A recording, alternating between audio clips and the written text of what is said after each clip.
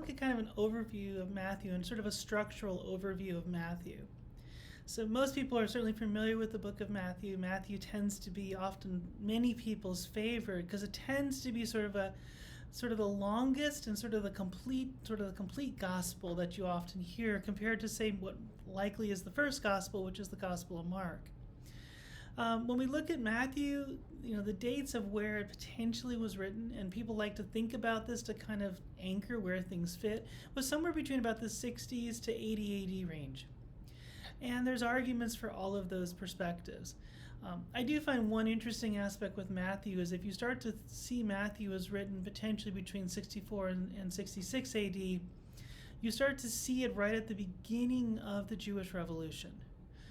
Just as the Jewish people were starting to revolt against Rome and those issues, and I think that you get many of the complexities of society, particularly between Jewish and New Christian society. And I think some of that comes reflected in the text in Matthew. But it's interesting because Matthew is definitely a more complete, longer gospel to Mark, although I think it's fair to say you see a lot of Mark in how Matthew is written. You see a number of things that don't show up in Mark. One, it's just 28 chapters, which is significantly longer than Mark. But you also finally get birth narratives. Interestingly enough, the birth narratives have a few that starts with the genealogy from Abraham. The birth narrative really looks much more from Joseph's perspective. You don't have certain stories don't exist in this telling, and this is where you will see the Magi. You will see the angel coming to Joseph, but you see almost nothing talked about Mary. Very interesting conversations, and that all tends to give you a sense of it being very Jewish in focus. This is the gospel with the Sermon on the Mount, and in fact, there are sort of 5 major discourses that happen where the Sermon on the Mount is the first of those discourses. You definitely see a bit more resurrection appearance, particularly the Great Commission shows up in Matthew, and in Matthew's telling of this gospel. But you definitely see, like I said, a very much of a Jewish focus, a genealogy that starts from Abraham. Again, maybe it could have even been from Moses, but definitely from Abraham. You get something very interesting, that a lot of the conflict with the Pharisees. And that tends to give you a sense of both it's a Jewish focus as well as you can see some of the struggle Matthew is having with some of their communities at the time. It's a very interesting aspect.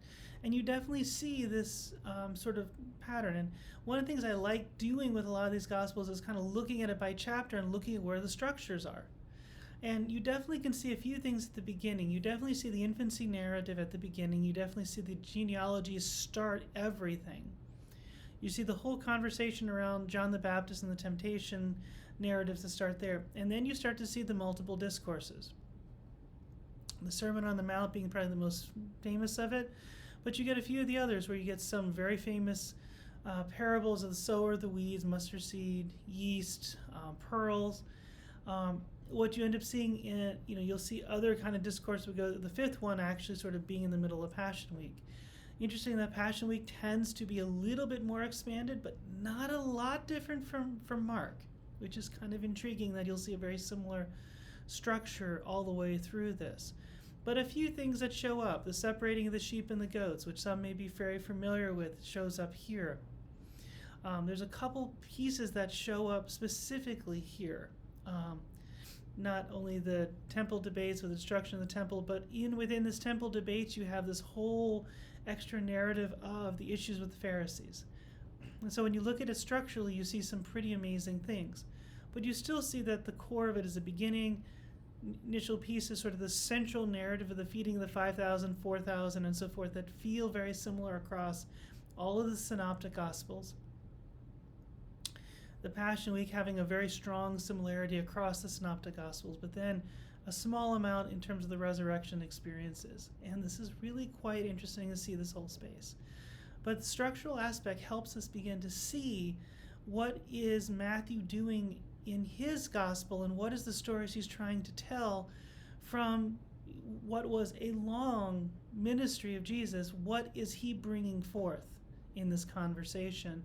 And then it helps us begin to start to understand and sort of pick and understand and see what's actually happening through each of these pieces.